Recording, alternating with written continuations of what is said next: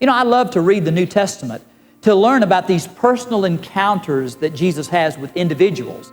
Because, you know, we can picture Jesus preaching to the masses, feeding 5,000 people, preaching the Sermon on the Mount to thousands of people. But I love to see Jesus one-on-one with people. Why? Because you and I can have the same kind of one-on-one relationship with Jesus. But you know, in our community, we have a lot more people that are what I call up and out. I mean, people who have everything materially that you could ever want, but yet they're still absolutely miserable. Jesus came to love not only those from the backwoods, but from those from the boulevards. Not only to minister to the bums, but also to the bankers. Not only to those who don't have anything, but to those of the upper crust.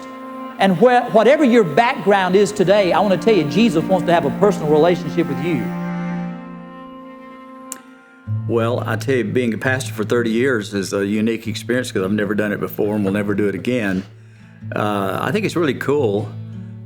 You know, I think the standard for most pastors is to stay a few years.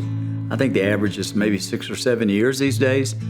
But I've always wanted to be able to go somewhere and just plant my life there. And thank the Lord I've been able to do that at Green Acres. You know, God just put us together. No question about it. I was 33 years old when I came here, same age as Pastor Michael. David was 38. Joe had just turned 30. And I wouldn't dare tell Cindy's age. This is the church we want to belong to, so let's move to Tyler. Yes, and that's kind of how it happened. And really, yes. It was the church we want to belong to because of Brother David. Jim invited them to go on a trip with us to Dallas for the guys to play golf and the girls to go to the spa. And so it was great to get to know them outside of the church and get to see how they are behind the scenes. And they were the same in church as they were out of church. He took us to lunch when we were prospective members at Green Acres, and he took us to lunch, and that's where we first met him. And then we became really good friends as couples, sort of from just working with Cindy in Sunday school and that first lunch with Dave and Cindy, and so we've been good friends for 27 years. 27 years. When I think of David, I just think of a Jesus man, humble, man's man, just a lack of ego, just a great servant of God. The word that comes to mind for me is leader. I mean, he is a true leader of our church. And not only is he a leader, but he leads with joy. He really does. And I think we have a joyful congregation at Green Acres. It trickled down from him. You know, he led out of love and compassion and just with great integrity. And I've just always had the utmost respect for him. You know, Pastor David is known as the pastor of East Texas. You know, I think that's something incredible about just to speak into the impact that he has made that goes beyond anything that we can really comprehend. We've been on several golf trips together, the two of us, and I was snoring terribly. The way I know the guy's a true friend, first of all, he didn't wake me up and say, "Hey, dummy, you need to wake up." When he couldn't get another room, I think he went out to the car and slept as much as he could, and then he came back that next morning. So we've had a few laughs about that. And we even actually went on some more golf trips together after that. So I know he's a true friend. But my favorite memory of David was after we'd played golf 2 or 3 times, I was trying to be the guy that you thought the preacher wanted you to be. And he took me aside and he said, "Hey, man," he said, "I want you to be you. I want to play golf with you, not who you think I need you to be." So to me, that was a picture of grace. And from that point on, You were you. yeah, I was me. Every Sunday, we would have to go up to the front of the church. Abby would draw a picture for Brother David, and she would hand him the picture and give him a hug. And he was always so kind to her. This went on all through middle school. There could be a line of people wanting to talk to him. He would get down on his knee and look Abby in the eye and, receive her picture and hug her and, like she was the only person in the, giant building. It's no surprise when it came time for her to get married, there was only one person who was qualified to perform that ceremony. So at the rehearsal, I'm, walking her down the aisle, getting ready for this big moment, and I handed her Brother David, and he looks at me and winks and goes, you feel like you're handing a Stradivarius to a monkey. And I remember, David had just had knee surgery a few weeks earlier, but he was a trooper. I mean, he walked all over Washington with us, never ever complained. Cindy and David and Joe and I were actually roommates on that trip. And David was still having to wear, at that time, his circulation socks due to the surgery. And, seeing your pastor walking around in the room at night in his stockings is something you just don't soon forget. Yeah, it's a memory. Vivid. I've said before, and it's been said about me, I'm kind of a missionary disguised as a pastor. So really some of the mission projects that I've led the church on through the years, like in the late 90s, we took a number of trips to the Crimea after the Iron Curtain fell, and we were able to evangelize and make a difference there for about 4 years, and now that door is closed. And then not long after we moved in the worship center in 2001, we started a partnership with a city in China, Chuqing, which went on, is actually still going on, but now those doors are closed. But I think those were two, initiatives that we took overseas where a lot of our members participated. That was God's timing, and I think many great seeds were planted, and so I have great memories of those, of being in the Crimea and in China. We traveled together a lot, through the years as well. David mentioned not long ago our trip to the Crimea. Over 4,000 people came to know Jesus on that one trip. And David and I walked down the beach, and when we hit that cold black sea, I remember both of us together going, whoo! It was so cold, and we were out there a long time that day because we baptized over 200 people that day. And I had the pleasure of going on several mission trips with Brother David, especially to Russia, and I just saw his passion to share the gospel and to equip other pastors to be able to do that more effectively. And I was just so impressed with his intentionality of really investing in the lives of the people that he worked with. And I think about going through the experience of building the worship center, and what an incredible experience that was. I mean, it was really a spiritual experience, I think, for our whole church. And again, David was, the leader of that. Yeah. I have a lot of favorite memories.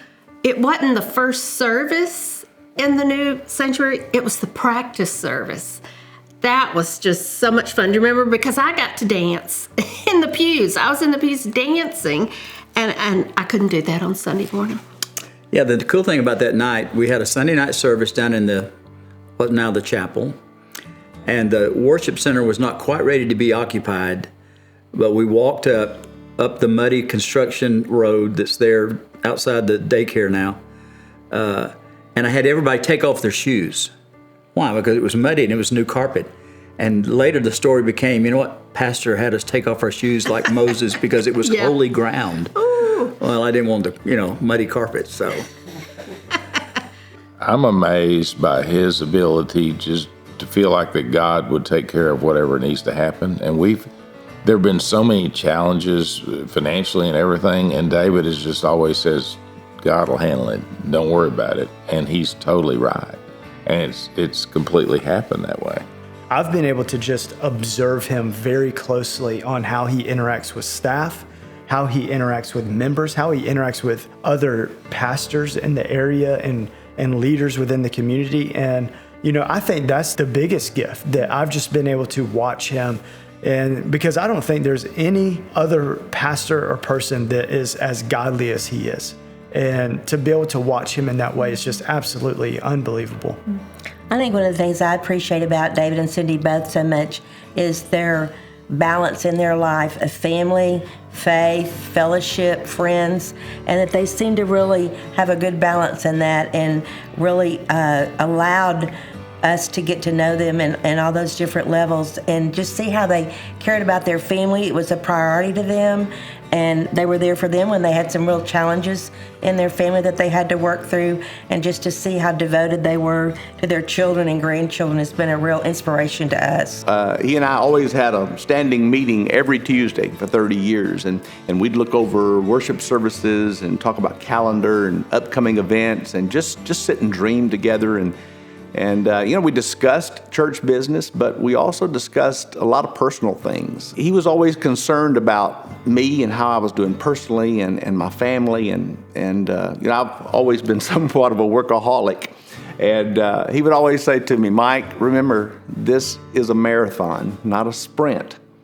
And I've thought about that many, many times over the years. And he just wanted me to protect my family time. And that meant a lot to me. Cindy and David are a team. And David will be the first to tell you he could never have accomplished all these years in ministry without her. As Mike said, I was barely 30 when we came to Green Acres. And so I've learned so much from Cindy. But at work one day, I got a very devastating phone call. And literally, I was on the floor, afraid and scared. And she picked me up, held my hand, and took me where I needed to go and never looked back. And then Mike was out of town, so David came, and they supported me till he got back. And they've also been there several times when we've had other crises. And they've always held us up through any frustration, any crisis, always loving and supporting us. But Cindy is such a superstar on her own, and she could have been or done anything she wanted to be in our church. But she has taken on the role as his partner of providing a beautiful home, taking care of David's family, made it a safe and comfortable place for him to study and rest. And I just feel like her role as the pastor's wife has been done with complete class and character. And she's funny as she can be, she's smart as she can be, she's a great Southern lady, best cook I've ever known. But as my pastor's wife, I just appreciate how she has helped him be who God intended for him to be. My kids call Cindy Lola, and we've gone to family dinners with Jenny and her family and Laura Grace, and they just love us, and they've been cheerleaders in every aspect of our life and just gone above and beyond what we could have imagined, and that's been huge. And Cindy has been a huge mentor for me. I mean, there are things that she's told me about things that she does that I just soak it in because I wouldn't even thought about doing that as a pastor's wife, but she's so good at being genuine and authentic. When I think about my family and the church, I think about the hard times when we first came, those first few years that were difficult, but it's not negative, it's a positive. How many of the church people supported us, me personally, and my children? You know, Sunday school teachers would come and get the kids and take them out, and Jenny was in high school, wasn't she, during a lot of that, and she had a special Sunday school teacher that came and got her and would take her for Cokes. And so that's what I think about, is how much they've loved us. And you know what? They let me be me. I could only be Cindy, and so the church has let me just be Cindy. So I've appreciated that. And they think I'm funny sometimes. It's been an honor for us to know them not only as pastor, but as friends. And they're just the epitome of what you would want a great pastor to be and a great friend to be. And I think the guys already have a golf trip booked.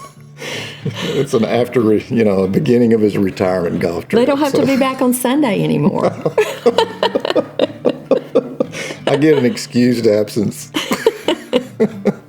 I'm looking forward to retirement. I'm looking forward to doing some things I've never done before.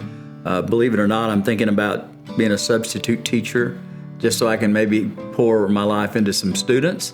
That's really something I've always loved teaching, whether it's the Bible or any other subject.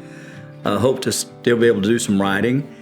And believe it or not, I want to do some reading of stuff I want to read. I love to read biographies. So I've already got a stack of about 20 biographies that I really, right now, as I'm being a pastor, I don't really have a lot of time for what I call leisure reading. So I'm looking forward to that.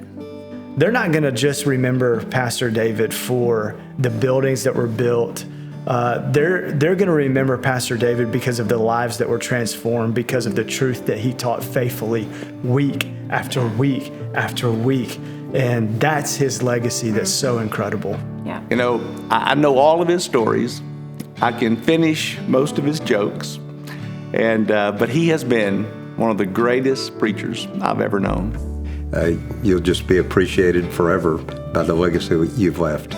So thank you, Brother David Yes. and Cindy, for your encouragement, for pastoring our whole family, for being such an integral part of our lives. And serving Tyler for 30 years. I mean, that's such a long time, and we just so appreciate both of them. We'll be friends forever, even throughout eternity. Now, I don't know another couple that Joe and I would rather have spent the bulk of our ministry with than David and Cindy Dykes. Thank you, David and Cindy. We love you. We love you, Pastor David and Lola. Getting to go to work and serve alongside one of the greatest pastors in America, a man that I love, admire, and trust, my very dear friend and his precious wife, and to do that for 30 years, well, priceless. And yeah, we just love you dearly and can't wait to see what the future holds. I want to say thank you, church, for loving us and following us and supporting us for 30 years. Yeah. I was just going to say, I'm going to try not to kill him if he's home more. Yeah, that's fine. I think the church is supposed to give me an office as pastor emeritus, and so that's really It's what my she's- request, yes. That's her request. Basically, I'm going to do whatever Michael tells me to do. So.